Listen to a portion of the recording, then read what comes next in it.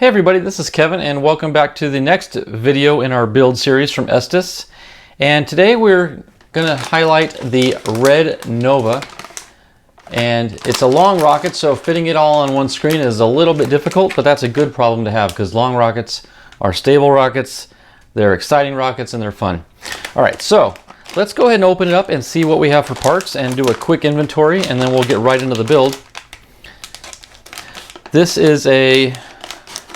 You could consider it a high-low or maybe a low mid-power rocket. It does take D motors. It's a BT60 design.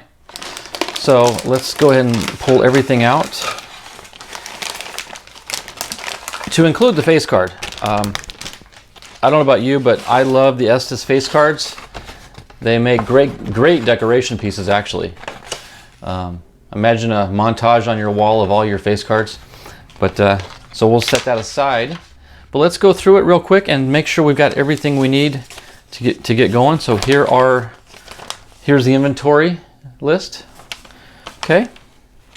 Let me open up this little bag because I know we're gonna have to pull parts out of here as well.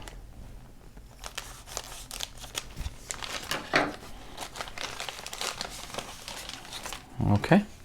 Okay, first off, let's look for part A.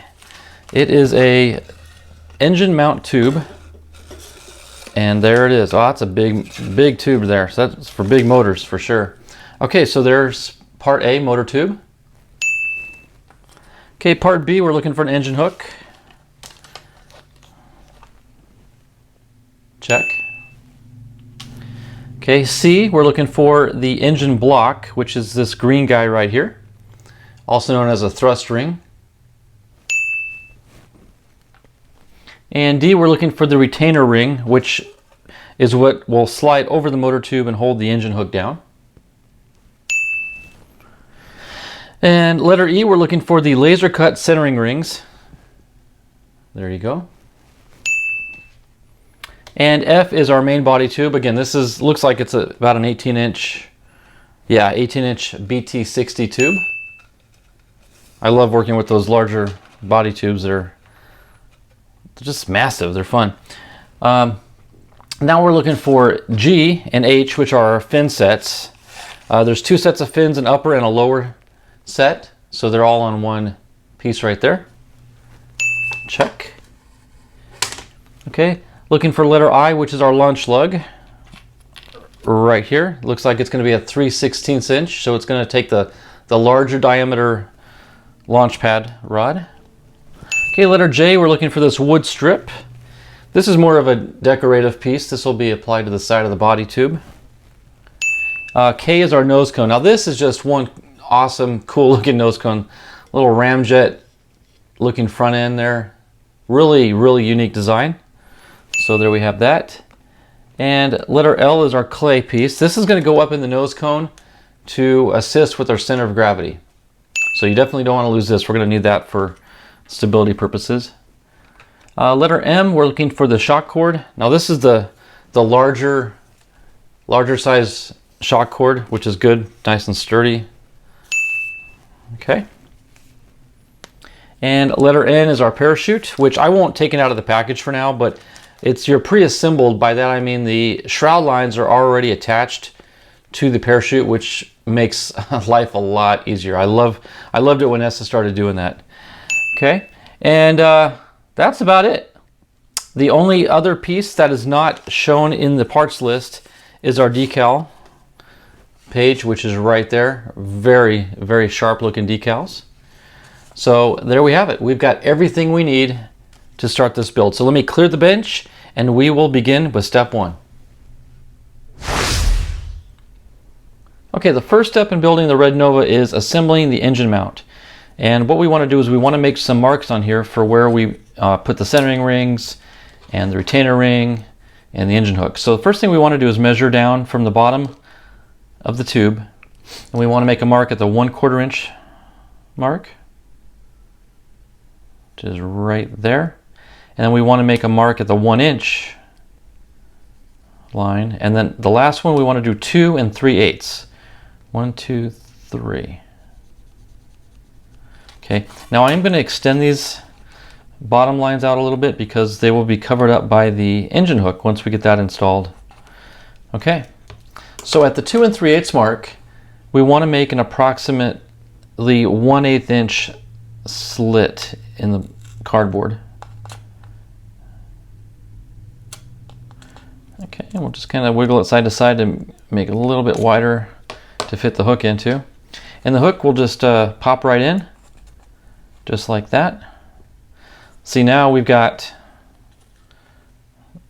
visual of those other notches. Okay, so we want to take our retainer ring that slides over the top, and we want to test fit it, make sure it fits, and it's going to go right up to that 1 inch mark line right there like that. Okay, so once we know that's going to work out well, we can back it off a little bit. We're going to take our wood glue and we're going to run a seam just ahead of the ring. And you can go ahead and spread it with your finger if you want.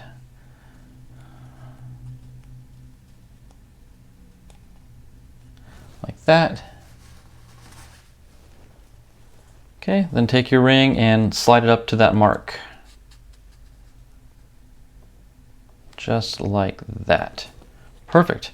I'll wipe the excess out, which makes somewhat of a fillet. Although this isn't crucial for strength, its job is simply to hold that hook down, but nonetheless, you want it to look good.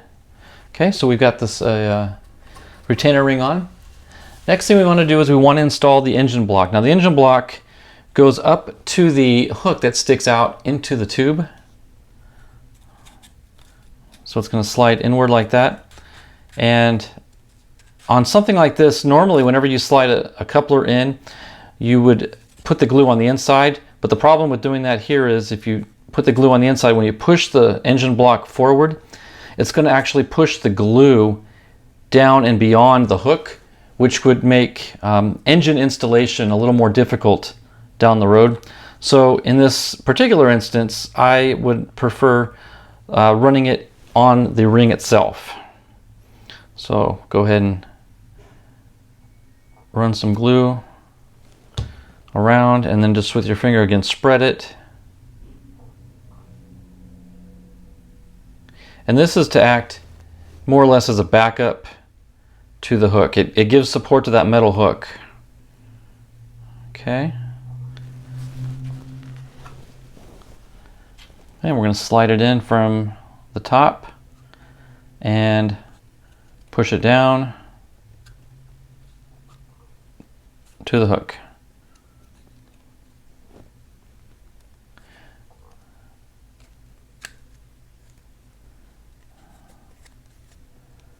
Okay. Might have gone a little too far. There we go. Okay, that looks good.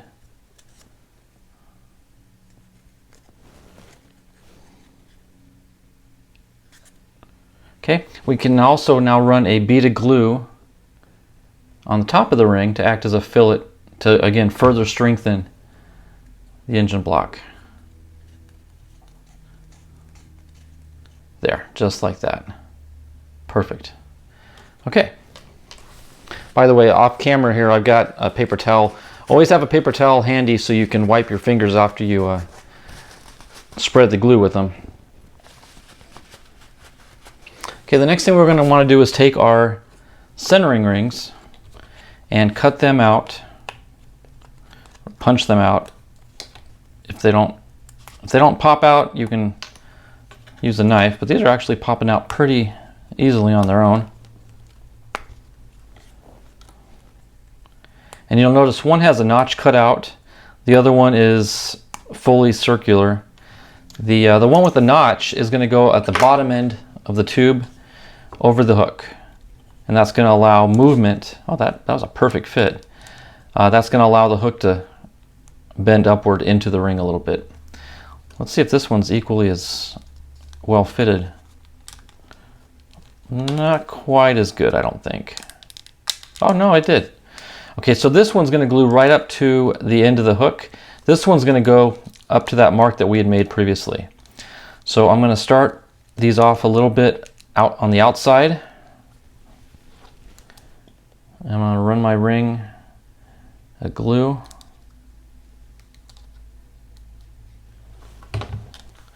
And I'm going to push this up into the glue, and I'm going to twist it also, and that's going to help spread the glue. And then you just kind of want to eyeball it there and make sure everything looks parallel and straight. And then you can run your finger around making that fillet.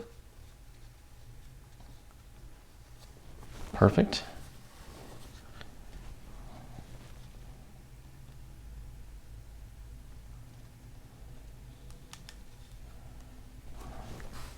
Okay, now we'll do the same thing on the front. Now the front's a little, I'm sorry, actually it's the rear. It's a little bit different. You don't want to get glue on the hook because the hook has to be able to move up and down. So spread the glue around the tube, but keep it away from the metal hook. That's the key to this one.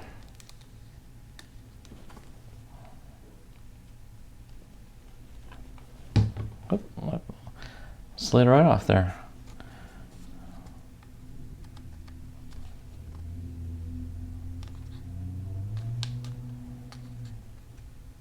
Okay, take it right up to that mark that we made earlier and get everything parallel.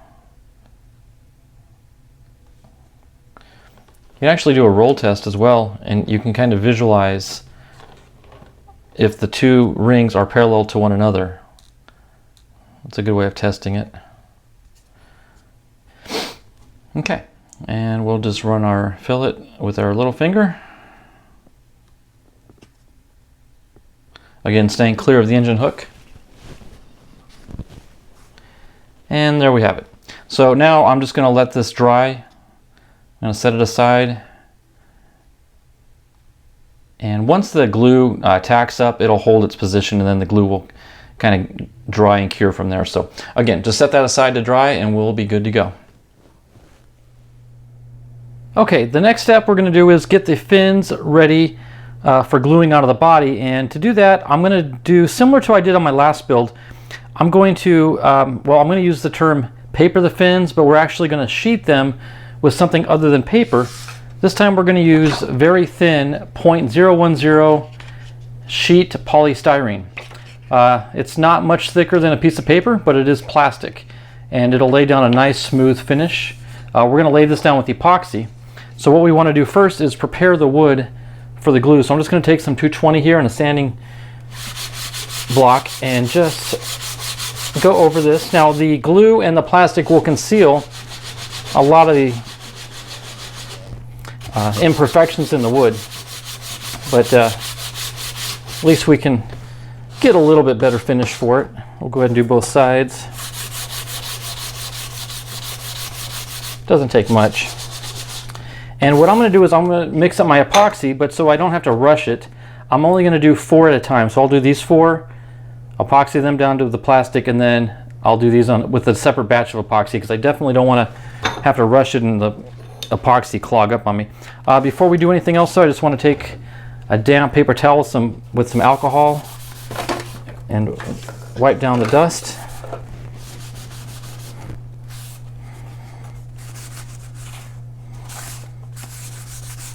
There, a little bit cleaner surface to work with. And then we're going to go ahead and cut these out. I'll cut one out and then come back and show you the process of actually gluing the plastic sheet to it. We should just be able to cut through these tabs and have success. Let's see if that was enough. A little bit of hang up here.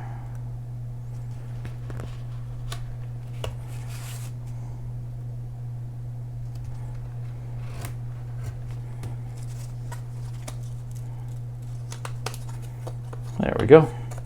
Okay, so I'm going to do the rest of these, getting them cut out, and also before we glue them on, we're also going to stack these together and sand them all so they're equal and matching one another. So let me do that off camera. We'll be right back. Okay, we've got all 8 fins cut out, and we want to take the 4 of each that are matching, and we want to kind of use the table, press them together as best we can to get everything as close to even as we can, just like that, and then pinching them tightly. At a minimum, we want to sand off those little tabs that we were cutting off but we also want to go through a little bit of the burn layer. So just take a piece of, here I've got some 220 sandpaper, and I'm just going to sand each of the 4 sides.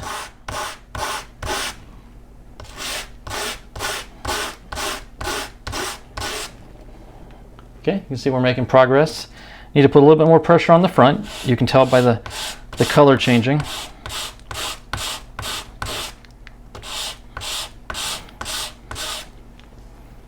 Okay, that's pretty good. Feels nice and flush. And we just rotate it.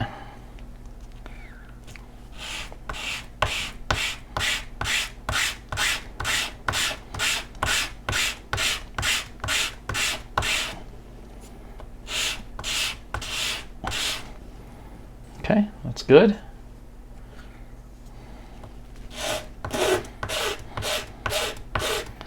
You want to make sure you hold them as straight to perpendicular as you can so you get even sandings. Okay.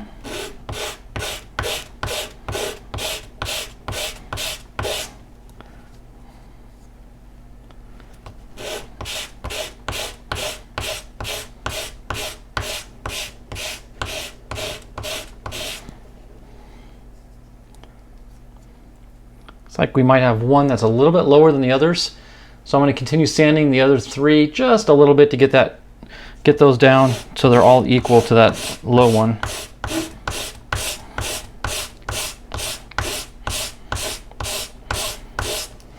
There we go. That's a little bit better. That's still dark down there.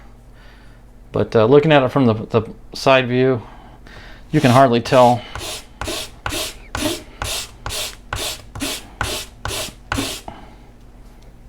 That's better. Okay, and I think we got one more side to go here. It's got 2 tabs, it looks like.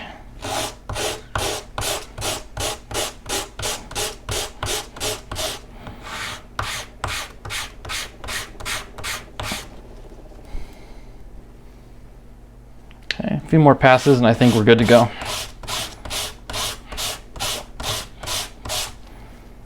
Okay.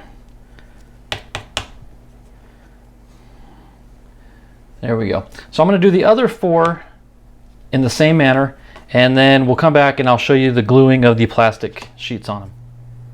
Okay, the next step is going to be fun, but we got to move quickly. I've mixed up some 30-minute epoxy already, so don't have a whole lot of spare time to talk or anything. So we're just going to get right into it, but I've got some scrap plastic that I'm going to go through first. Been looking for a reason to use it, and now is the time. So just want to wipe off any dust. I'm going to try to fit these 4 smaller fins in this little area here. And so we're just going to take some 30-minute epoxy. We're going to lay it down. And we're going to spread it and get full coverage.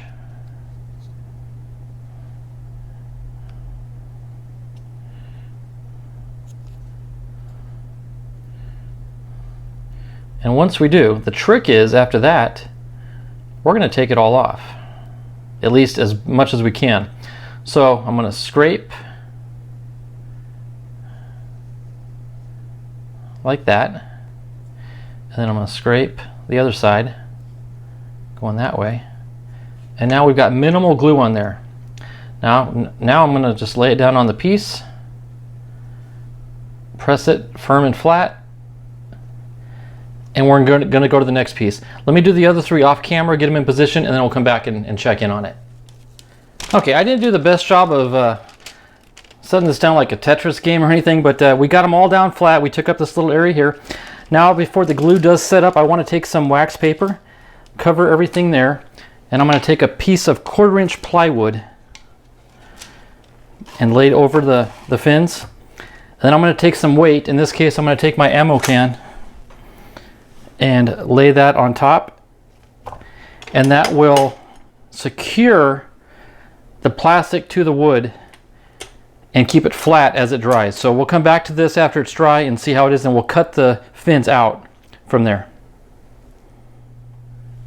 Okay, I have done some work off camera. As you can see, I did finish up the first set of the small fins that we had just shown the first application, but I went ahead and cut it out and then glued on the other side. And I gotta tell you, these things, this came out spectacular. But I did want to show you, and I did go ahead and glue on the larger fins to a sheet of plastic, and I at least want to show you at least how I cut them out. I use the fin itself as my cutting guide, so if I put the knife right up against the wood and drag slow, now you want to go slowly, and here's why. Because you will have a little bit of epoxy. Not sure if that's even going to come up on camera or not, but there's just the finest line of epoxy that does get squeegeed out when you press them down. And if you go through it quickly, the knife will probably bounce off the epoxy and it's going to mess up your cut. So if you want to just line up on the wood and drag slowly and not press down too hard, and I usually get it cut between 3 and 4 passes. There, see, it snapped on the 4th one. Okay, and I'll do one fin, and then I can do the rest off camera just to show you how I do it.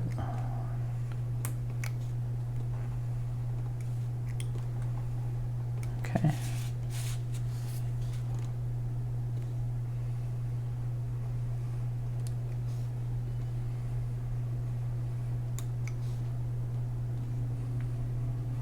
There it goes. You saw it popping. It popped actually right at an epoxy joint.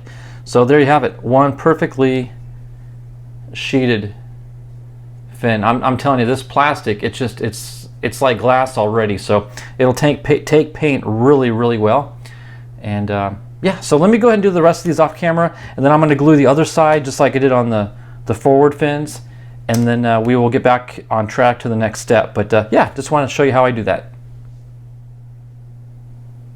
Okay, the last step in fin preparation before you glue it onto the rocket is to round you would think, the leading edge. And if you look at the diagram up above, it shows the 2 fins, G and H, G being the large one, H being the smaller one for the upper fins. And I'll be honest with you, when I first looked at the instructions, I was a little perplexed because I thought that they were showing where to round the edges. In other words, which edge to round based on the 2 arrows coming off of the instructions. And then I realized, well, they're pointing at the wrong, if you look at the diagram above, they're pointing at this edge right here for letter H. I'm like, well, that's not right because that's the leading edge. So I was very perplexed. I'm looking at it, and I went ahead and sanded what I know to be the leading edge, but it kept bugging me. Why are they pointing at that edge right there? Well, the more I looked at it, and if you look closely up at the diagram up here, they're actually showing that you round that edge, this edge, and this edge, and it's based on the thickness in the diagram. It's a little thicker line going around the edge up there than the root edge, which is the bottom. So they're actually indicating to sand all 3 sides, if that makes sense. So that at least answered the question to me, why did they mark that incorrectly? Well, they didn't. You just got to know to look closer and see which, what they're doing at the diagram. It's actually all 3 sides. So that being said, you're probably wondering, can you sand a plastic sheeted balsa fin? And the answer is absolutely yes. It's not any more difficult than sanding balsa. It's maybe a little thicker, but it sands smooth. I just want to show you I've done 3 of them so far, and let's see if you can see them on the camera. They're nothing to brag about. They're rounded over, but I didn't sand the other 3 sides yet because I still hadn't figured out what they were trying to tell me. So I'm going to go ahead and sand the leading edge on this last fin, and then I'm going to go back and sand the other 2 sides on the remaining fins.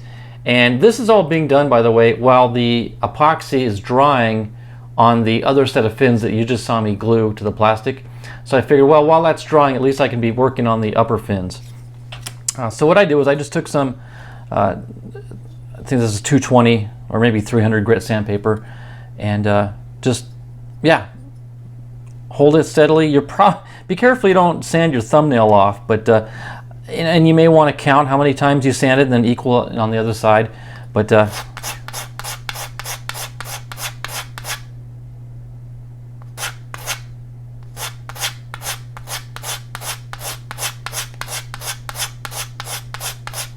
okay, so that's 30 passes right there, and you can see it's starting to round. It is rounding. So maybe do another 15 on this side.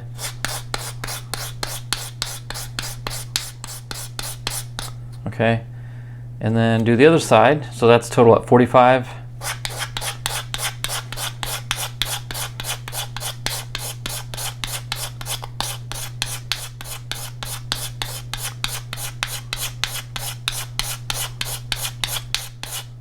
Okay, be honest, how many people were counting with me? That should have been exactly 45. Okay, so there we go. We've got the basic shape of the rounding. Okay, then you can also, to kind of clean it up, just take some loose sandpaper and just kind of fold it over and just sort of, you know,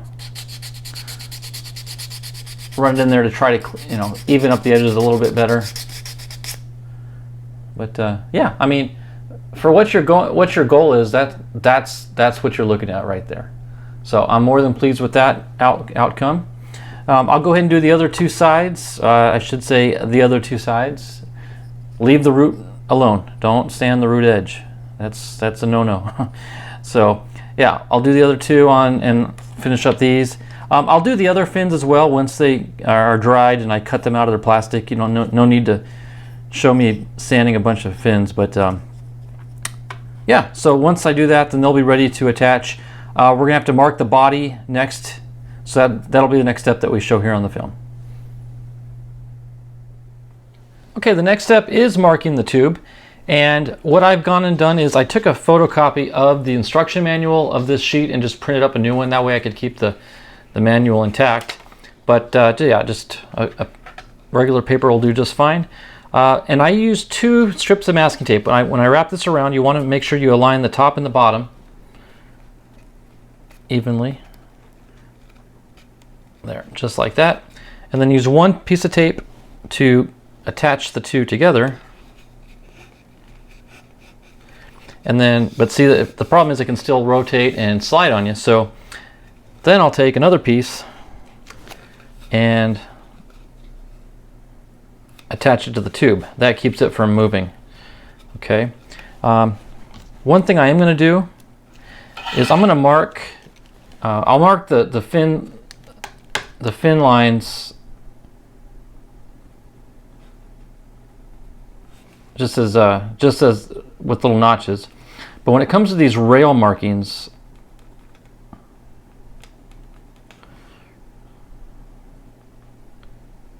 I'm going to put a little R there. I will say whatever coat of gloss that they put, it's probably a wax of some sort, that they put over these cardboard tubes do make marking a little bit more difficult. But you definitely want to stick with pencil, not pen, because the ink and the pen can interact with the primer and the paint later. So stick with the pencil. Okay. Put an LL for launch lug on that one. Another fin line. More rails.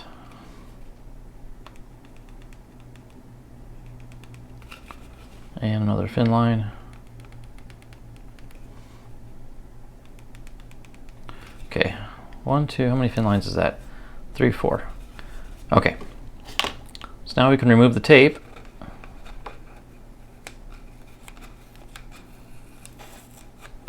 Okay, we'll slide that off. And then I like to use the Estes tube marking guide, but you can use a door, like they always advertise, a door frame or any other straight thing. But I like using this because it's easy to hold and it just works good. Okay, let me start with the launch lug actually, just so I can have a point of reference. Okay, so there's the launch lug right there.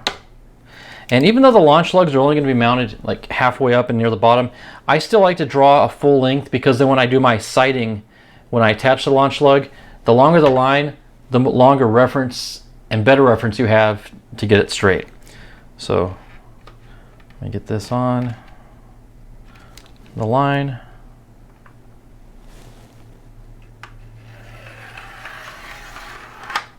Okay. Boy, that is really faint. I really don't want to use a pin. But that is a really, it's hard to really, I guess I'll just have to push harder. I was trying to avoid really pressing hard into the cardboard, but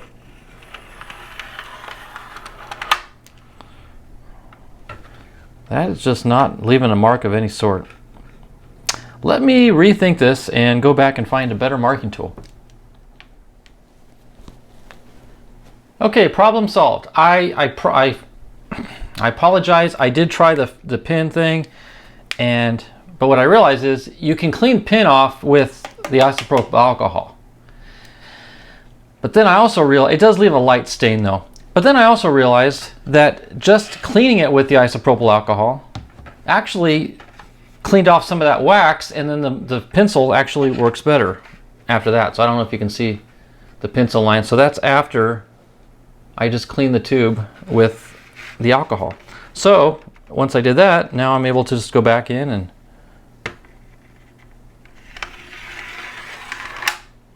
mark my lines, and they show up.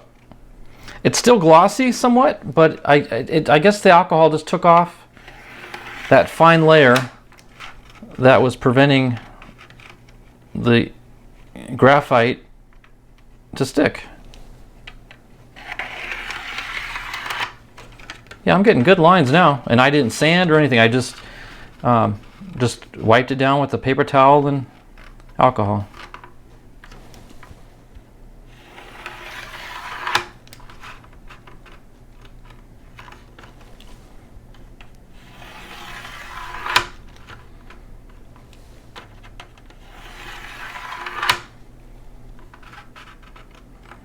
Okay, last little line here.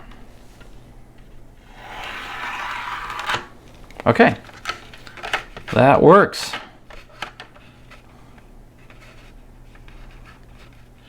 All right, I'm going to go back and write the LL for the launch lug, since I did clean that off on accident. Okay, so I think we're good to go. All right. So there's your trick of the day. Clean the tube off with alcohol, and the pencil will show up better. Okay, now that we've got the fins all prepped and ready for gluing on, you can see, for example, this is one of the larger ones. I've got all the edges rounded over. Not sure how well it's coming out on camera, but I've got the 3 sides all smoothed over and ready to go. Again, the root needs to stay flat because that's what's going to butt up against the body tube.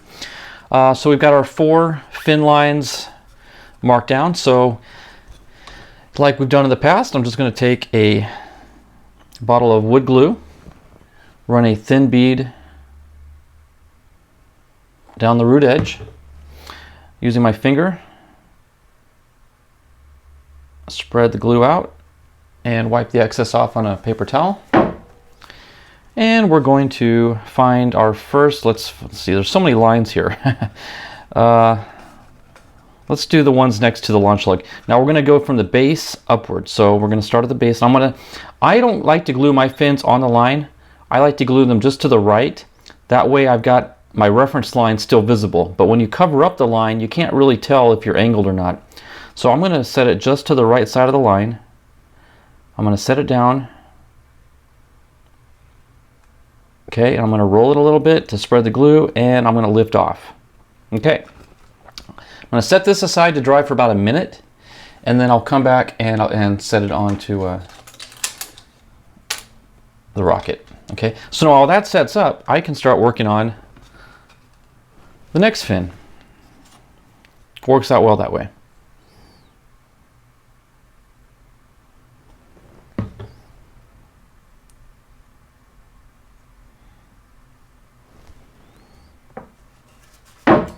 Okay. Okay, we'll come to the next one.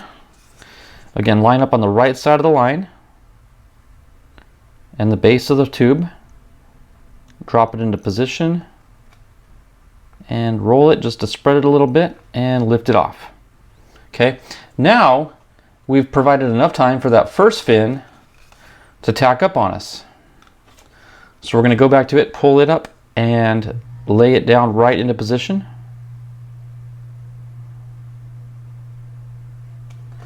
And by letting it tack up, it holds its position. Okay, now you want to look from behind, make sure you are parallel to the tube, which we are. You want to make sure you're perpendicular to the tube as well. Okay, so that's one down. Now while that tacks up, we're going to go ahead and get the next fin ready to go.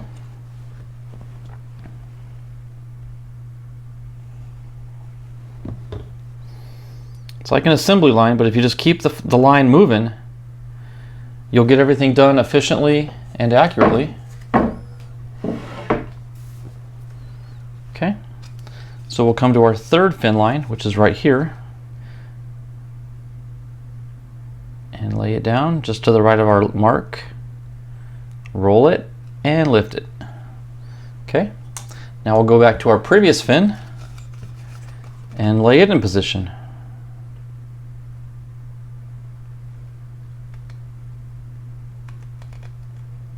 Press firmly, and voila, we've got it.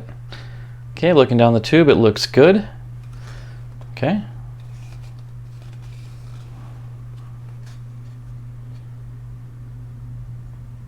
Okay. Take our fourth and final fin.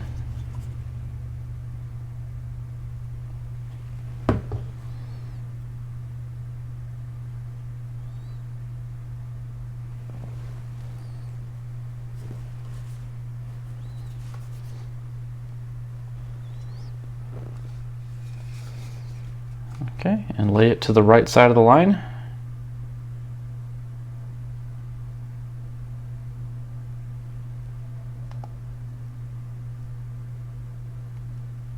Okay, and lift. Now we'll go back to our last fin, which is number 3, and it's all tacked up, and we can lay it in position. Press firmly, and there we have it. Now this is a good opportunity to look from behind. I don't know if I can't quite get this under the camera fully, but you want to make sure that your fins are, your opposing fins are in a straight line with each other. So if you need to tweak, now's the time to do it before the glue sets. Okay.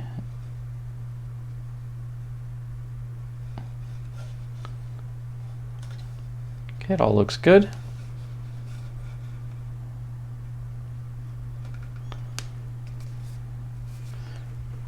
Okay. Blowing on it may help it set a little bit quicker and tack up on you. All right, so now we're going to set the fourth and final fin onto the tube. Just like so. And from looking from behind, you should have a perfect plus or X, depending on which way you're angling it. And we do. That is absolutely perfect. So now it's tempting to just jump right into the front fins, but we're not going to. We're going to let these fins set and cure and harden before we attempt to do the front ones, just because these can still be bumped and knocked out of alignment. So again, the hardest part of modeling is having patience and waiting for things to dry, whether it be glue or paint. So, but that's what we got to do now. So we're going to come back and we'll do the front fins once these are dry. Okay, now that we've got the rear fins glued and they're dried now, we can go ahead and work on the forward fins. Now, one thing I did leave off from the last step is they do ask you to make a mark on one of your lines 6 inches up from the base. So that puts us right there. And that's going to be the bottom of where the front fins are going to go. So we need that alignment.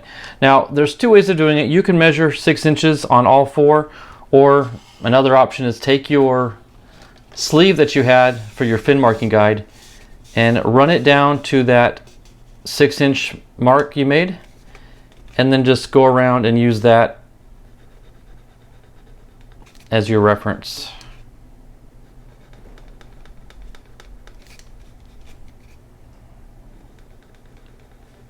Either way works. Just, oh, I already made that one. Okay, so we've got all 4 fin lines marked now. And one other thing that I did not do on the bottom fins, and I regret not having done it, but moving forward I will. You want to scuff up the tubing right where the fins are going to go. And be careful not to take off your marking line that you made. And this doesn't have to be hard or deep, just a light scuffing up. What this will do is allow the glue to penetrate the fibers of the cardboard a little bit better, and you get better adhesion, better strength. Whereas if you're gluing onto that waxy surface, you're just not going to get quite as good at adhesion. Sufficient, but just not quite as good as you could be. So go ahead, and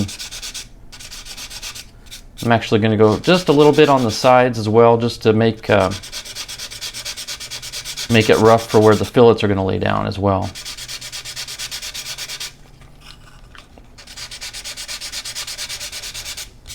Okay, so there we go. All set to go. Now we'll do this in the same fashion that we did the rear fins. We're going to kind of assembly line it, so to speak.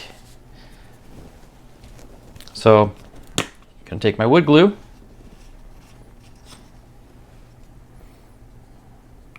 Run it right down the fin. Spread it. Wipe your finger off. And let me turn it this way a little bit more, okay? And just like before, we're going to lay it down on the right side of the line.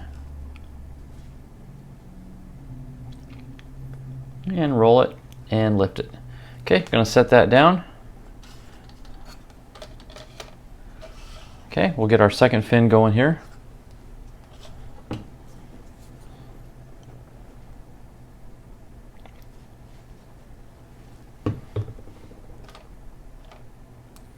So like I said, this is practically identical to our last steps we did with the rear fins.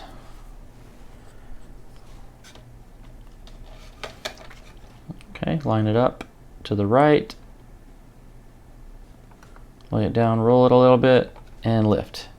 Okay, now our previous fin should be good to go. So lay it back on its spot and press it. Now in this case, you'll want to look at it from behind and align it with the rear fin. Kind of hard to fit on camera, but I don't think I can get it on. Maybe so. Yeah, you can kind of get the idea there. But as long as it's parallel with the rear fin, you should be good. Okay. Now let's get the third fin glued up.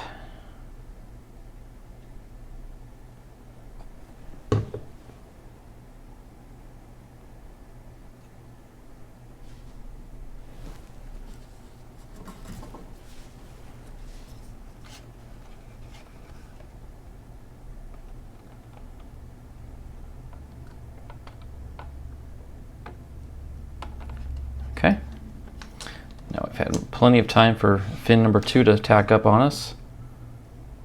So we'll set it in position and lay it down. From behind it looks perfect. Okay, and we'll get 4 glued up.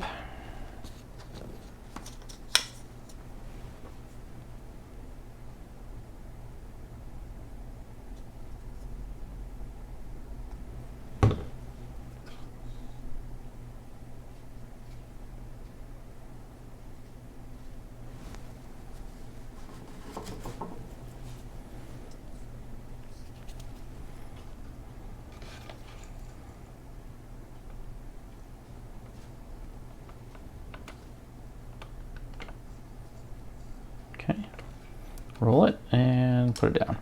Okay, now fin 3 should be good to go.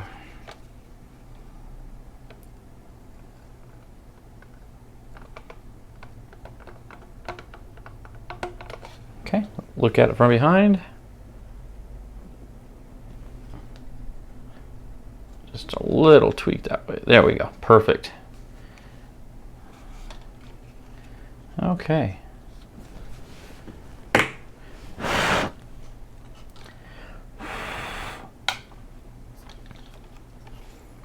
Okay, and we'll lay the final fin on.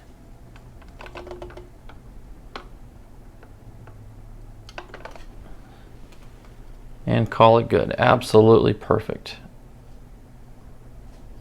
Okay, that is really looking sharp. So again, the hardest part is going to let this dry, and we are going to put fillets on here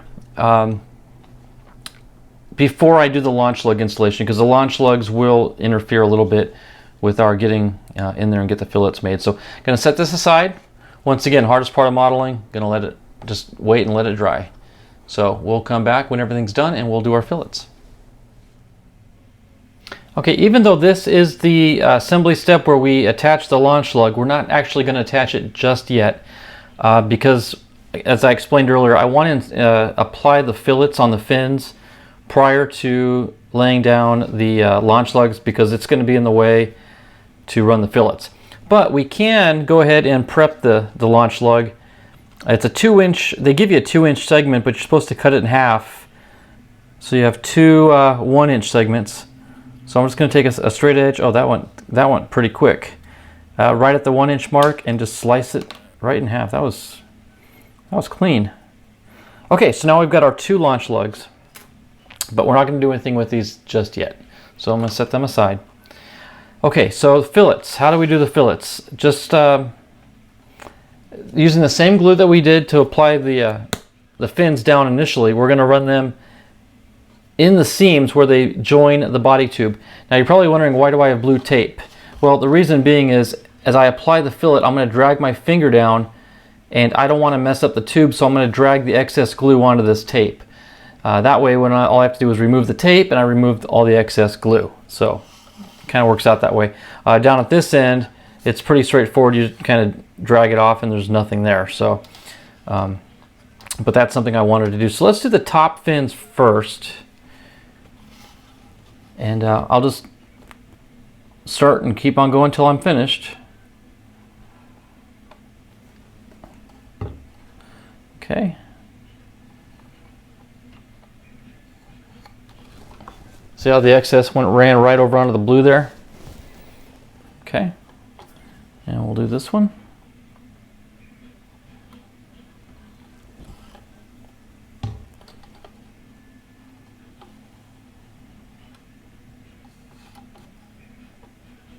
Okay.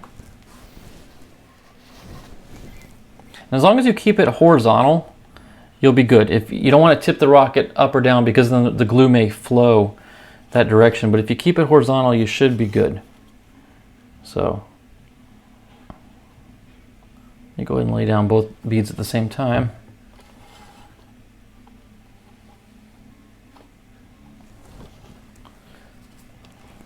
Once you kind of get into a groove, it goes pretty quick.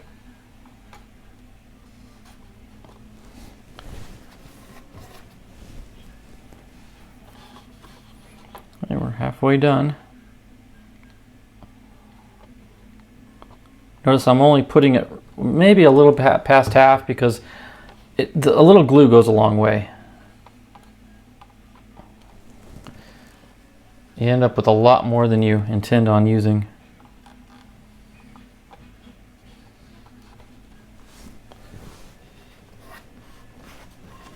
Okay. Getting an accumulation of glue on my finger over here. Okay, just trying to wipe that clean. Okay, our last fin for the forward fins.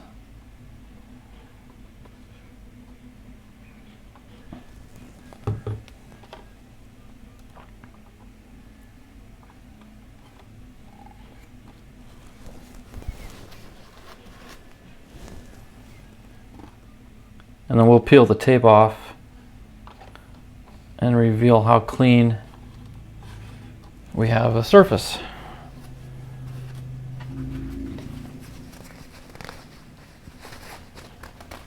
Okay.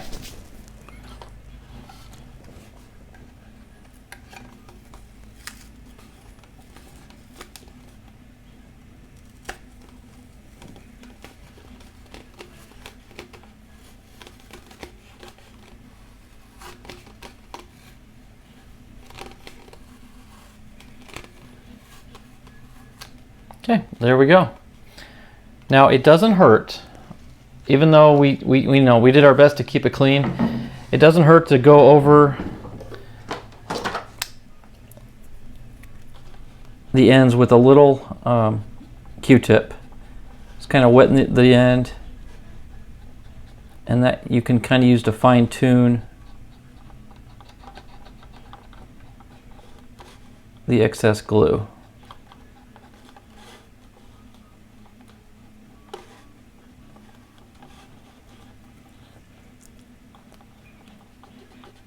Better to do it now than when after you paint it, then you got lumps in your paint. Okay, and there's a little bit on the fin. Clean that up.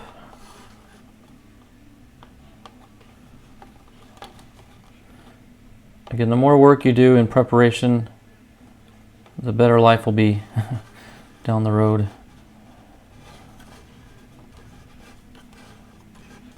Okay, I think we're good there. All right, so that takes care of the front fins. Now let's go ahead and do the same thing on the rears.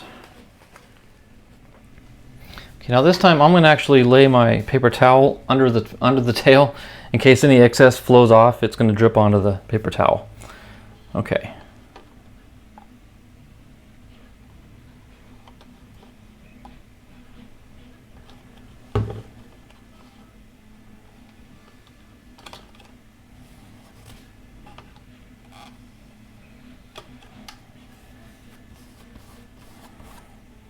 Quite a bit of excess. In fact, I'm just going to take care of that now while it's still wet. Paper towels and Q-tips.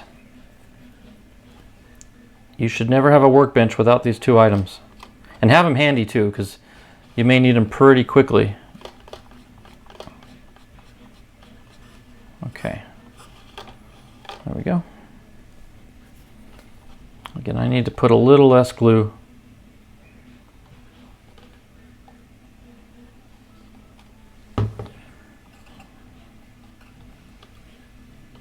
Yeah. If you start to get that spreading out, you got too much glue going on there.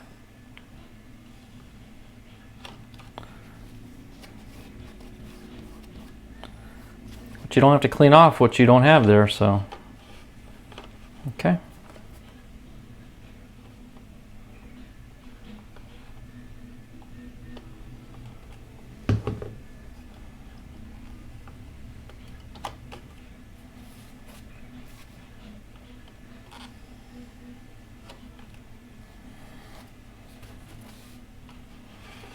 Okay, last set.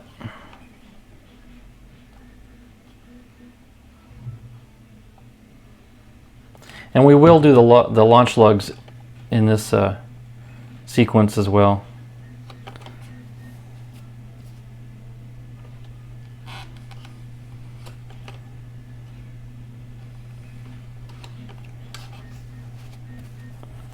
Okay, I think we're good. Yes.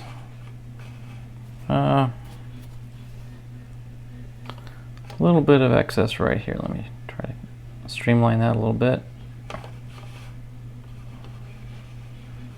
Okay, we're good. Okay, the other thing I did in preparation for this is you are to mark on your launch lug line, which is right here, 1/2 inch up from the base and then 7 inches up from the base. I already made those marks ahead of time, so we can go ahead and lay our lugs down on them. And remember, we laid our fins down to the right side of the line, so we have to be consistent with that and lay the launch lugs down on the right side of the line. I'm going to initially line them up on it and then just give them a little bit of a roll to the right. There. Because it's imperative that you get these two lined up. If you don't get your launch lugs lined up, you're going to have a fiasco trying to get the rocket off the launch pad.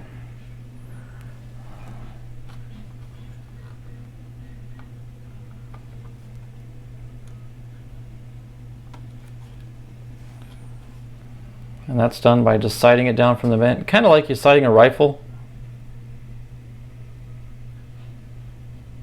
Same concept.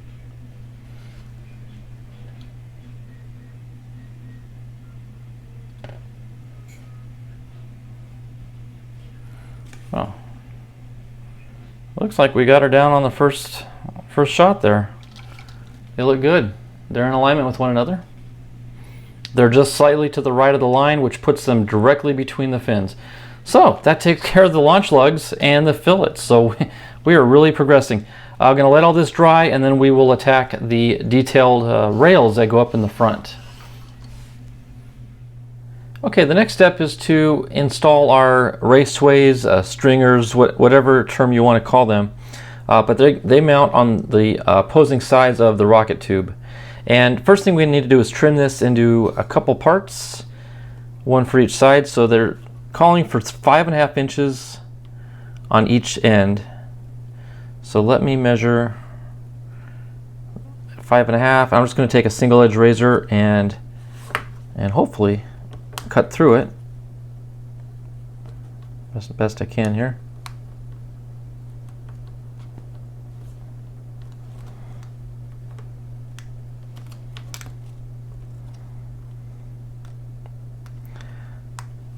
There we go. Okay, so that's one, and we'll cut a second one.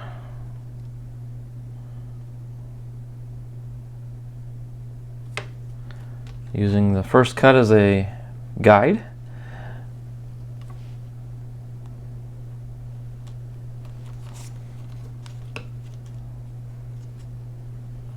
There we go. Okay, so the leftover is just scrap, but it's actually longer than the 2 pieces we needed. But that's a good stick to hold on to for whatever. Okay, the other thing you want to make is a mark on the body tube at 7 inches up from the base. So I'm going to measure up 7 inches, and that puts us right here. And I'll do the same on the other side.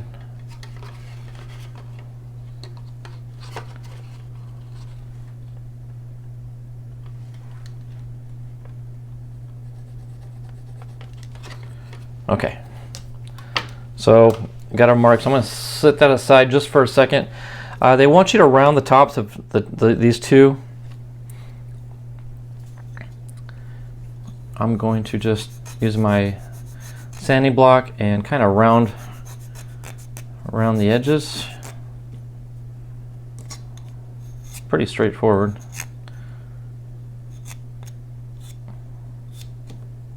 Okay, there's one.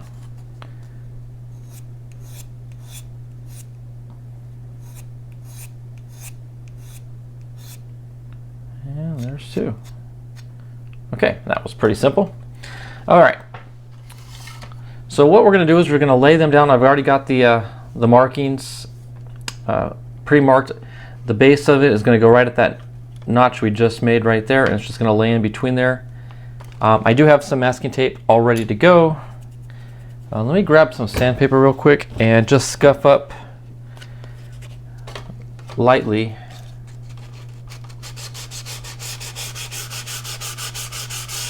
There we go. And the reason I'm going to use the masking tape is that way I can flip it over and go ahead and do the other side at the same time. Okay. Get some wood glue.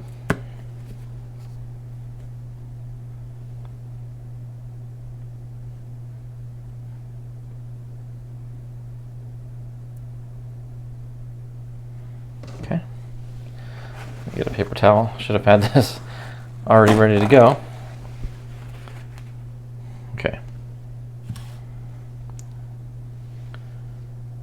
Just doesn't take much. I mean, this is not a structural part. It's just a cosmetic piece anyway. So we can make a light film. Okay, we'll just lay this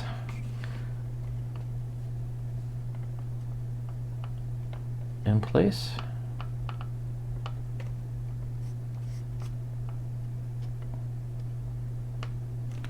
Okay, you want to sight from behind, make sure it's parallel to the tube. Otherwise you're going to get some aerodynamic forces and it will maybe cause the rocket to wander off left or right. Okay, so that's straight. I'm just going to set just lightly set a couple strips of tape over the top.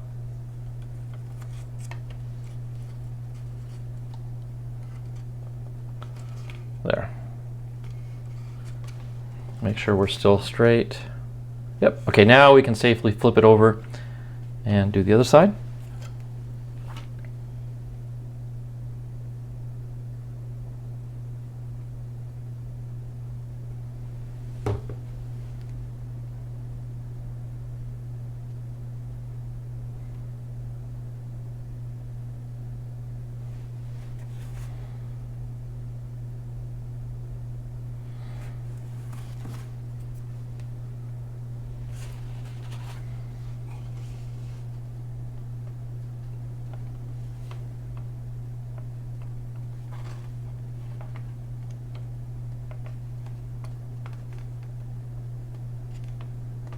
Okay, eyeball it from behind.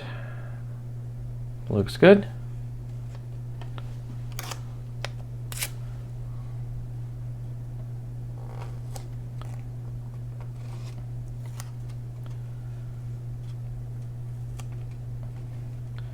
And we're all set. Now, because I use such a light film of the glue, this won't take long at all to dry, so this should be set up, and then we can move on to the next step.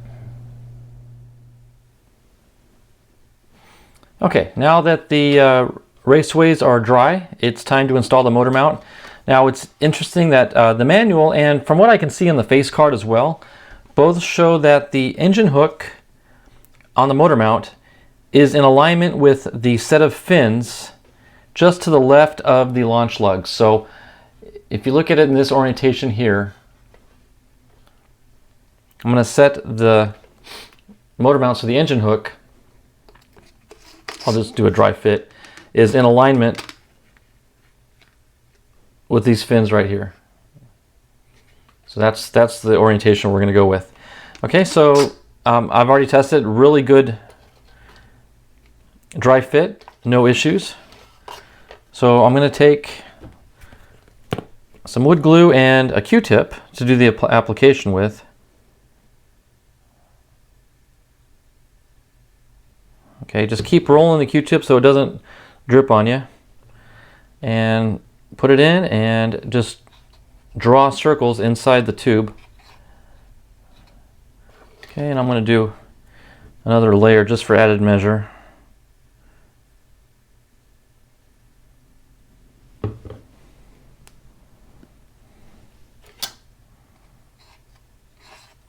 Okay. Now this is just shy of the centering ring, as you can see, so it's going to have to push through the glue, which will make somewhat of a fillet as it goes in. Okay, we're going to start it and we're going to stop it right there. Now at this point, I'm going to run another layer of glue around the inside for the aft centering ring.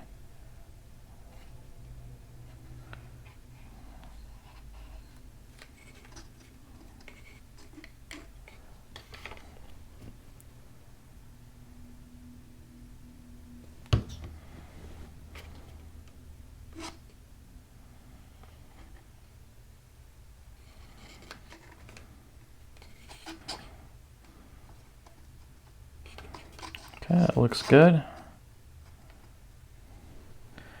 Okay, now because wood glue does catch kind of quickly, once we start pushing it into the tube, we need to stop, or not stop until we get to the point we're gonna stop at. So I'm gonna take a popsicle stick, and because this has to be flush with the bottom, so I'm gonna line this up, start it, and push it in right there till it stops. And voila, we're in. See how everything's in alignment there? And the popsicle stick gave us the flushness with the two tubes. Okay, so we're gonna let that set up and dry.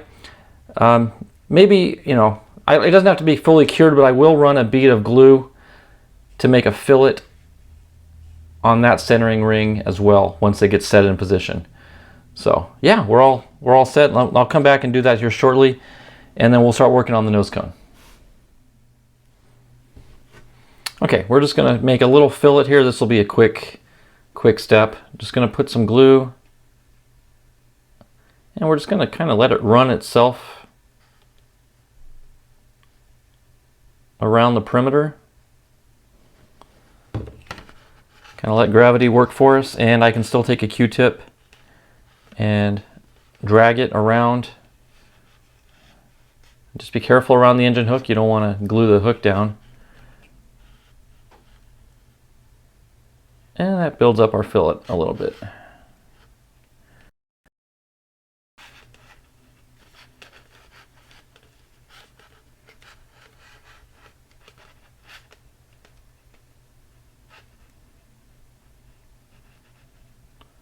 Okay, all set. I'm gonna let that cure, and we can set it aside and start the work on the nose cone while this dries.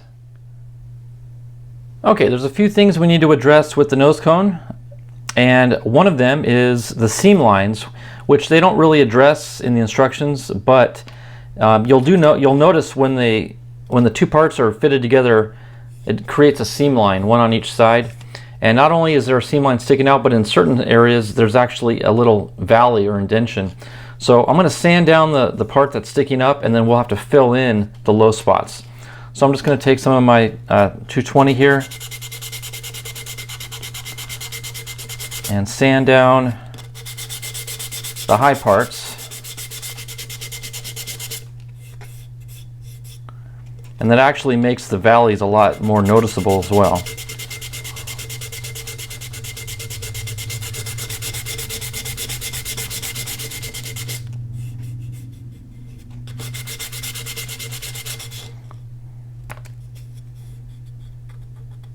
Yeah, it looks like the valley on this side actually runs the whole length. So we'll have to address that. On this side, it looks like just maybe toward the upper portion of the nose cone is where the valley's at. Okay. So let me take a paper towel, and I'm going to just take a quick swipe over the plastic with some rubbing alcohol on the towel, just to kind of clean up the dust that we just created, so we can see better. Yeah, now we can really definitely, I'm not sure if it's coming, you can see the light glare, but there's the valley right there. And on this side,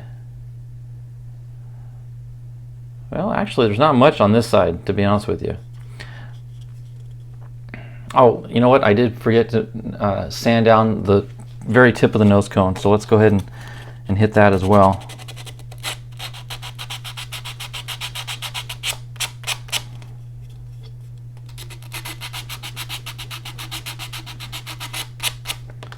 Okay.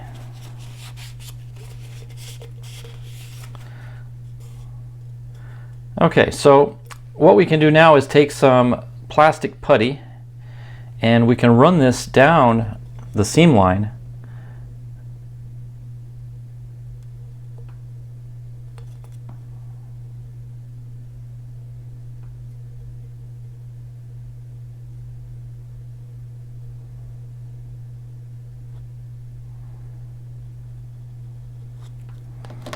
And you can kind of flatten it with your finger.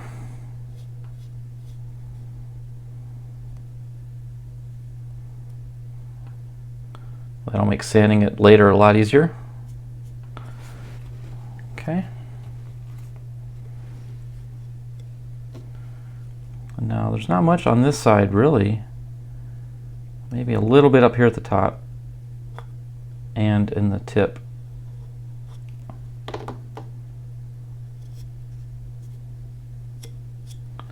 Okay. Okay, while that is drying, we can still work on the other portions of it. We can cut out the little eyelet area. Just take your X-Acto knife and just trim out the triangle. There it goes. It falls right out. Okay, now remember that stick that we had left over? And I said don't discard that stick. Well, this is why. So we're going to take our bag of clay for nose weight, and we're actually going to have to use that stick to help push the weight up into the top of the cone. So just kind of peel this off in segments, and you want to make like a snake. That'll drop into that hole right there. And then take your stick and just sort of mash it down and compress it.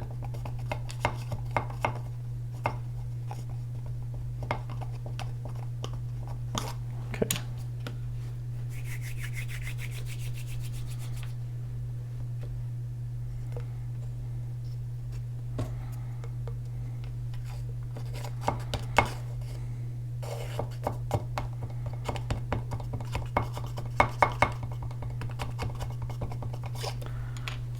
Okay. Last little piece here.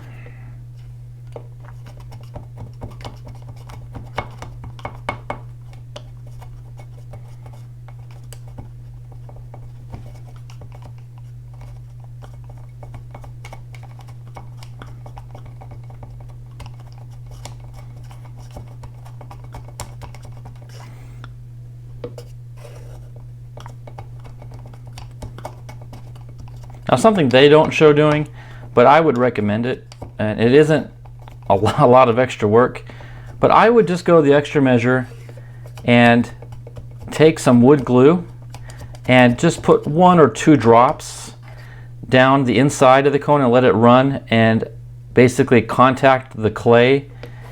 That way it kind of bonds to the inside and you're more reassured that it's not going to come loose during flight, because you don't want to lose that weight. You definitely don't want it shifting around because you're going to want it up in the nose cone. So there we go. I think that's about as compact as we're going to get it after tamping it down. Okay, and back to my wood glue here. Just again, just a couple drops. Kind of hold it at an angle. Yeah, and just let it run. You can actually kind of see it in the side there, but just let gravity do its thing and it'll run down. Well, I'm going to help it out a little bit because I don't see it running like I was hoping it would. So let me help push the glue down.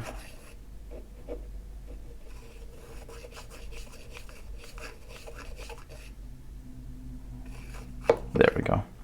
Okay, so that is all we can do for now. Just got to let that putty dry. We'll come back. I'll sand that off camera. No need to show how that goes, but we'll just sand it back down flush again. So that definitely is starting to come along. We're getting near completion on this thing. So, all right, let's move on to the next step. Okay, this is where things really get fun. We're taking the model and we're starting to beautify it, or make it look pretty, make it look like what attracted us in the first place to it, right? The colors on the face card. I will show this to you. I've already laid down the base coat of white. So this is the gloss white, a final coat. I did lay down a couple coats of primer, white primer, sanded them down with 1000 grit sandpaper, and then I went over it with the gloss white paint. So that is done. Now what we need to do next is make our reference marks for the red. Now how do you do that? It would be easy if the face card and the rocket were the exact same scale, but they're not. This is slightly smaller. So what we need to do is get a reference. I have this little cheat sheet that I came up with, and we're going to make some measurements on some known factors to get what I like to call the multiplier. So what I've decided to do is I'm going to measure the base of the rocket up to the bottom of the upper fins. Okay, that's going to be our reference. So using centimeters, I'm going to measure that up, and I come up with approximately 106. So in the picture, that reference right there is 106. Okay, if I were to measure the actual rocket,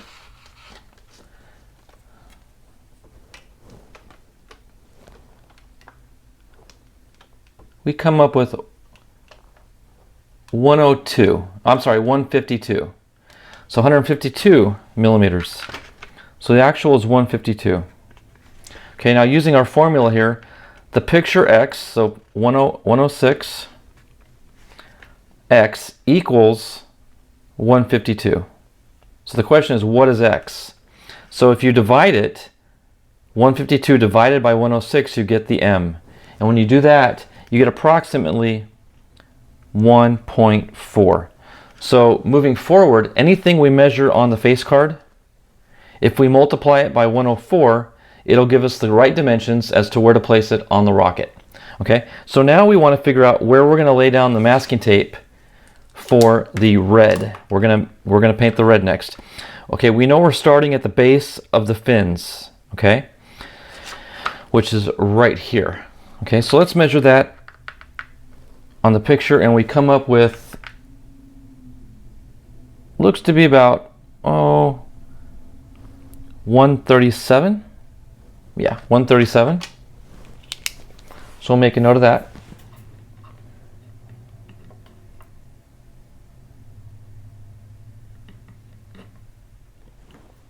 Okay, by doing the math, now that we know that we need to mark up 192 millimeters from the base of the top fin to the upper portion of the red, we need to go ahead and measure it and make a small mark. I'm just going to take my ruler here, measure up 192, and lay the tape down right at that point.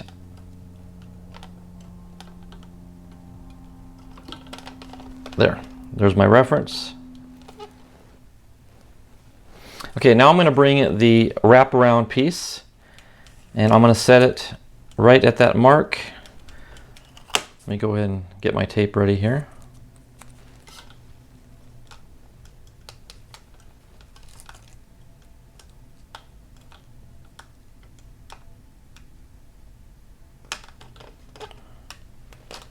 Okay, so now I've got our diameter straight, and we can now run the masking tape up against that as like a butt joint.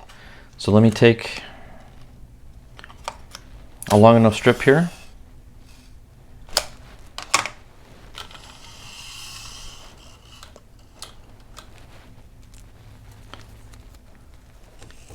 And lay that down right up against that tape.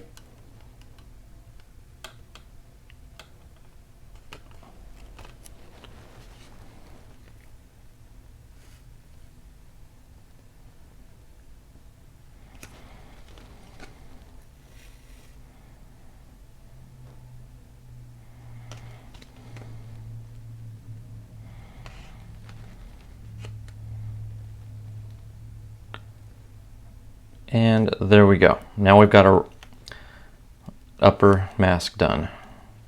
Let me just fold that little flap over so it'll peel up later. Okay, remove this. Okay, I'm gonna go ahead and wrap the same sort of tape on the bottom side, and I'm gonna go ahead and mask all the rest of it off and paint the center portion red, and we'll come back to this when we're done. Okay, a lot has changed since you last saw the rocket. First and foremost, it's now painted, and I want to show that off to you a little bit here before we start the decals. But I did put down a coat of gloss white over the entire rocket, and then I masked off from here to here, obviously, and I painted that with a gloss red. So enough time has passed now where the paint has dried and cured, so we can go ahead and lay down the decals, which I'm going to show you in the next step here. Now, one thing I am holding off on is I have not yet glued in the shock cord mount, and I want to wait till I get all the decals and the body tube clear coated before I do that. And also, let me show you real quick. Here's our nose cone. You can kind of see the difference in the color between the original plastic and the gloss white. So that is complete. Now there is actually some decals that are going to go on the nose cone, which is a little bit unusual. For model rockets, you don't normally apply decals to the nose cone, but in this case we will, as per the face card illustration. So, but we'll get to that here in a minute. I've got the decals here ready to go. I'm going to cut these out off camera, and then I will come back and we will start applying them to the rocket. Okay. Just want to get you caught up on things here. I did go ahead and lay down one set of the decals on the bottom fins. I did label them 1, 2, 3, and 4. That way I would have a little bit better reference to which side I need to put certain stripings and markings when it comes to the face card. So that's why I did that, but I'll show you the remaining portion of the decals on video here. So I want to take the face card and pretty much duplicate the placement of everything. The first thing I want to do is the bottom stripe here, and you'll notice above the #1 fin, which I've got here, let me slide that up a little bit, the #1 fin here, I do have the decal that has the circle and the 2 dots are next to it, but not the word lift here. So let me show you the decal itself. So basically we want this dot right here, which is that one right there, to be right there. So we also want to make sure that the seam line where the decals meet is on the back side, and in this case we're going to call it the launch lug side. So we'll start from the back side and then wrap it over the front and back to the back again. So let me go ahead and get this dipped in the water. Let me move this out of the way. And again, that's why it's important to get those numbers down for reference, because I don't want to lose track of where we're at. So let me dip that in the water, let it soak for a second.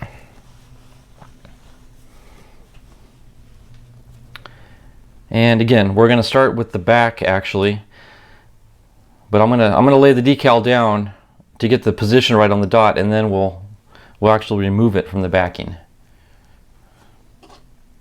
Let me get just a little bit of moisture on the place of the decal, that way we've got some wiggle room and it can slide around a little bit on us, so we can put it in the right position. Okay, there we go. Okay, that should be enough time for this to have broken free. Let me see. Yeah, we're free. Okay, so I'm going to lay this on just to get a reference. I'm going to lay it where that dot is right where it needs to be, and then wrap it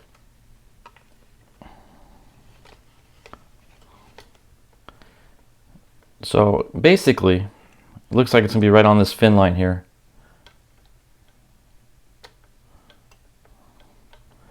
See if I can't pull the decal off.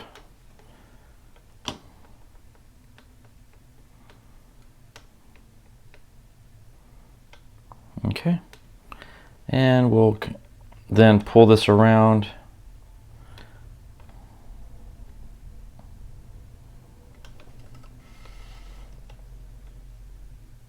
like that.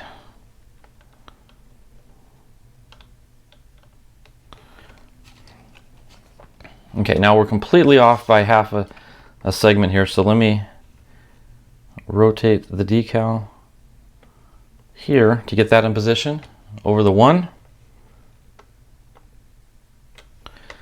and then we'll line up the 2 stripes here.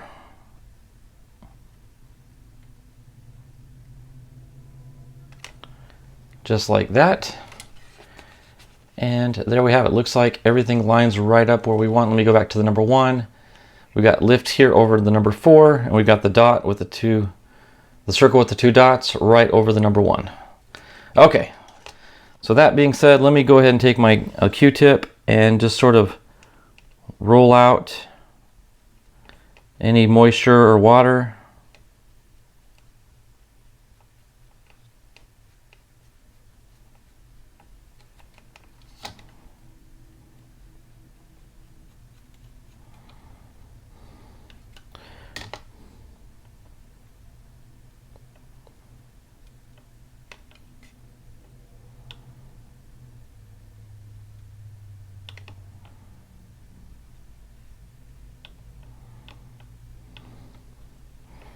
Okay, I'm actually going to take a paper towel now and just sort of dab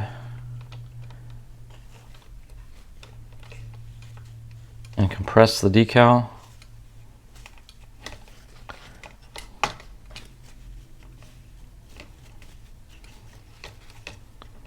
Being careful not to slide the decal, just dab it and press out any moisture.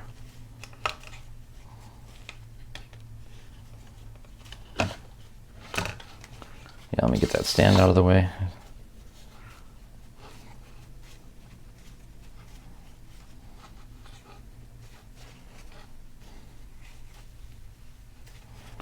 Okay, that looks pretty pretty darn good. Okay, so that wraps up the bottom one. Now the top stripe, it's going to be this one here. We want the black stripe at the top and the black bars at the bottom. And basically, actually it's going to be tricky to find where our seam line is, but I want to go to the, yeah, it's basically right at the launch lug. So we'll start at the launch lug and we'll wrap around from there. So let me go ahead and get that in the water. And that's going to be sitting just below the red fins. While that soaks, I'll show you the face card once again. So you can see this is where we're going to place it, right under the red fins.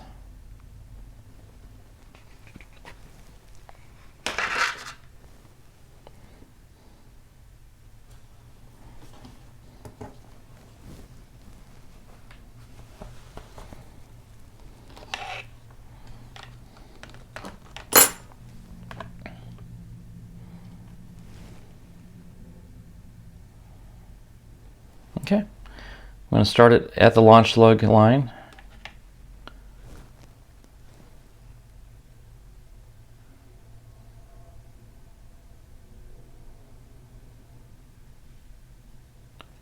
And just kind of wrap as we pull the backing out.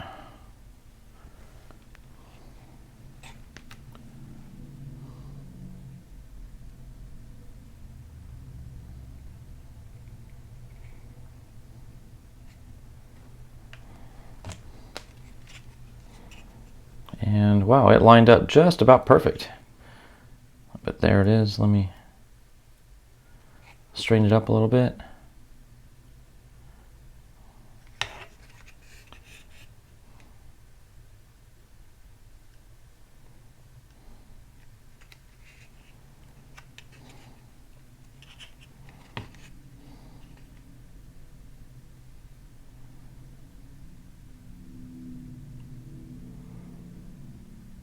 Very fine touches. Okay, so I'll take my paper towel and I'm going to dab the moisture out.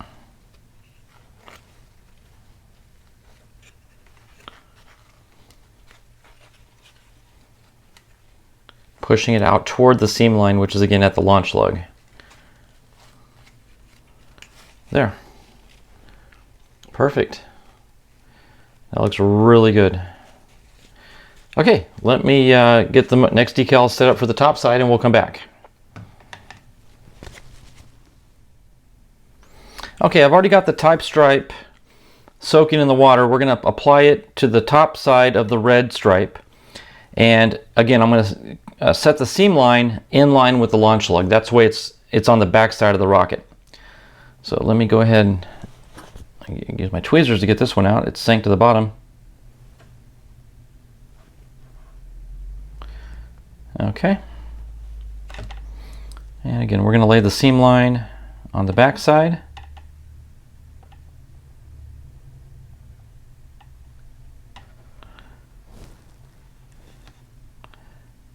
And we'll just pull the backing out from underneath it as I rotate.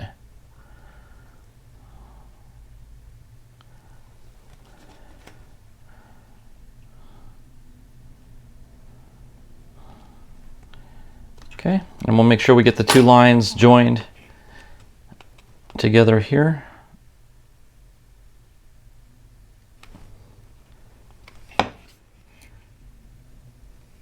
Make sure we got a nice straight line all the way around, which we do. Okay, so now starting in the front, again, I'm just gonna work the water out with the Q-tip.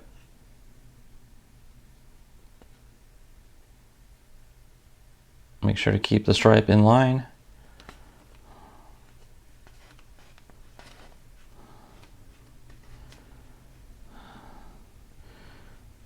Okay, we'll bump that back into position.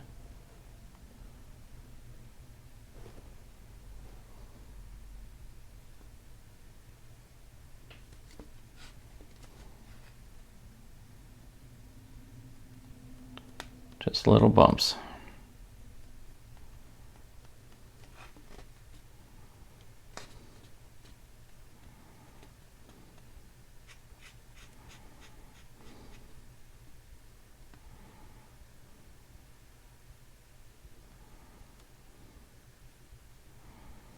Okay, there we have it. Perfect stripe. Okay, last thing we need to do is take one of our 1262 decals, and I've already done the math ahead of time, but let me just show you what I did. I took the face card and I measured from the top of the red to the line on the number 1, and on the picture here I came up with 22 millimeters. So if I multiply that by our multiplier from earlier, if you remember, that's going to be 1.4, the multiplier. So when you multiply 22 times 1.4, you get 31. So on the rocket, we want to set the number 31 millimeters from the base of the red, and we want it in line with the number. Sorry, I'm a little low on the camera there. We want it where we see the number 1 in between those fins. So let me go ahead and pull the decals out of the water. Let me slide this out of the way.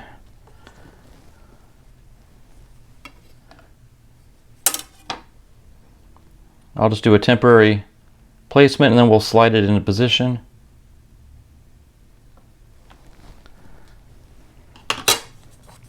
Okay, we want it 31 millimeters.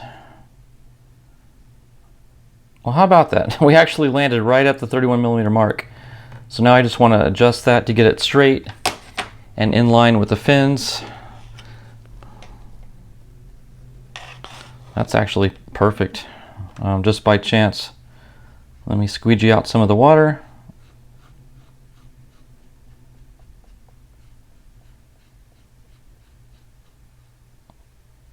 Oops, it slid on me. So I don't have to remeasure anyway, that's fine.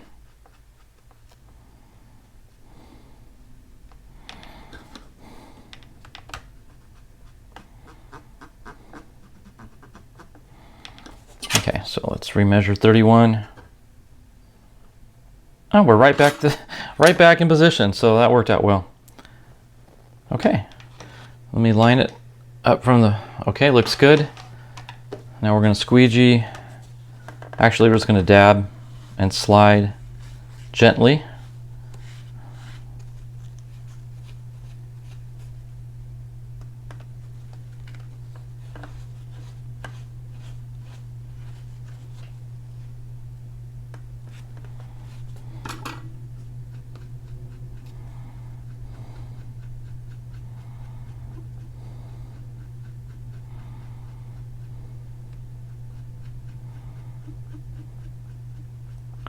There we have it. Perfect. So let's see if I can get the full length here. That takes care of the decals on the body tube. There's one decal that goes on the nose cone, but I'll do that off camera. Yeah, we're going to come back. We're going to do the shock cord mount and then do a final close-up. Okay, while the decals are drying on the rocket, I'm going to go ahead and build up our shock cord mount. And what you do is you take your tri-fold piece. You can cut this out of the manual or photocopy it onto regular printer paper, which is what I've done. And we're going to take some wood glue. You first want to invert the fold of paper like that. And I'm going to just put a dab of glue and spread it around mainly number 2 and 3. I'm going to pull this down. It's easy to make a mess, so I'm kind of sparing and conservative on the glue. Okay, now I like to lay my shock cord at an angle, that way when I fold it over it doesn't double up on itself as much and we don't get as much thickness. So I'm going to run it from this corner to this corner like that. Okay, another little dab of glue on top of the cord.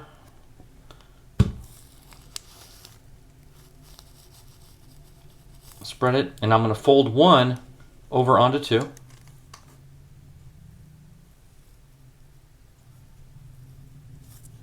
Just like that. And you notice I'm working over wax paper. That keeps any glue that gets spread out from getting onto my workbench. Okay, then I'm going to Make sure 3 is covered. I'm going to fold 2 over 3.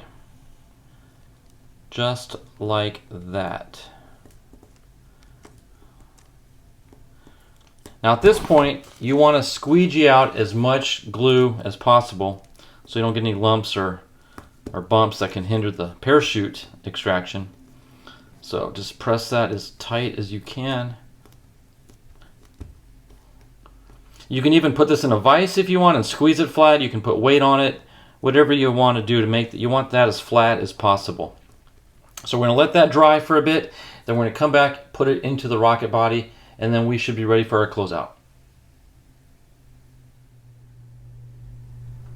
Okay, the last step in the build is to install our shock cord mount, which is now dried. And if you notice, I put a little bit of a curve into it just so it would seat better in the rocket tube. And what we want to do now is lay a film of wood glue on the bottom of the paper, and we want to insert this at least 2 inches down the tube. And what that'll do is that'll allow for the shoulder of the nose cone to not interfere with it, because if it does, it'll jam it and lock it up. You can notice too, I also applied a little bit of masking tape. That just ensures that the nose cone stays on a little bit tighter. It was a little bit loose in its stock configuration, but we solved that problem. So set that aside, and I'm going to take my wood glue.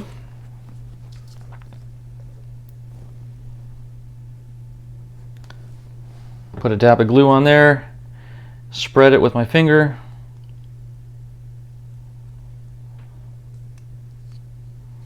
Try not to be too messy. Sorry, I'm off camera again.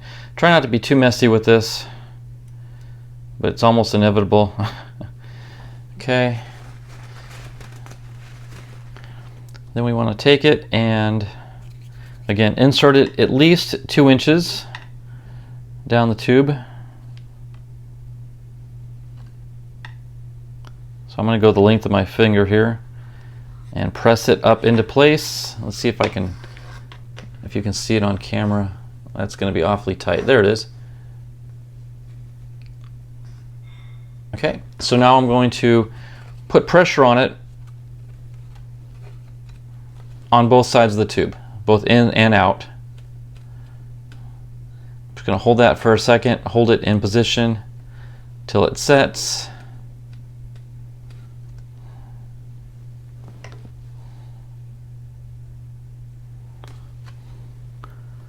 Make sure it looks good. It is nice and flat. Okay, while that's setting up, I'm also going to take the other end of the shock cord and I'm going to tie it to the nose cone. And I'm going to do a double knot just to be on the safe side.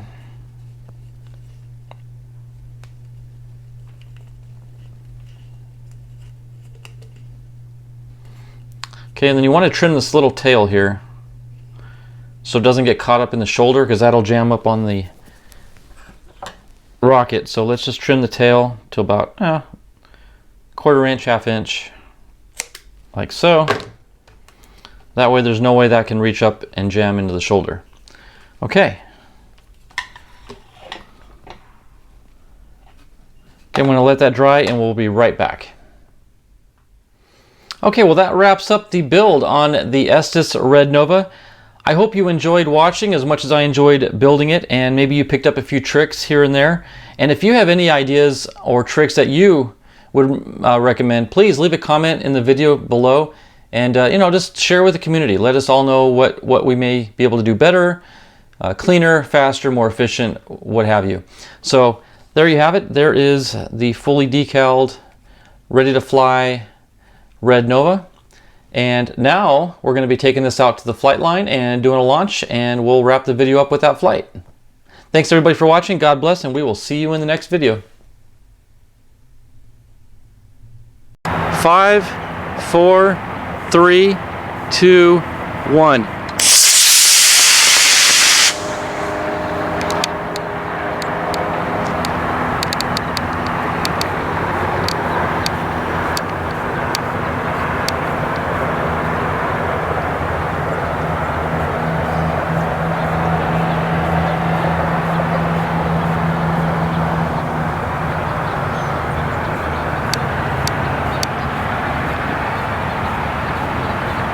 Perfect. All right, let's go get it. And it's not that far away. In fact, we're just walking up on it right here.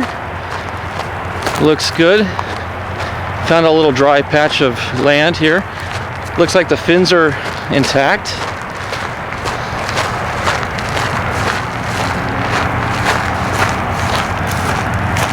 Yeah, just looking at it, I'd say it's in perfect condition, following a perfect flight.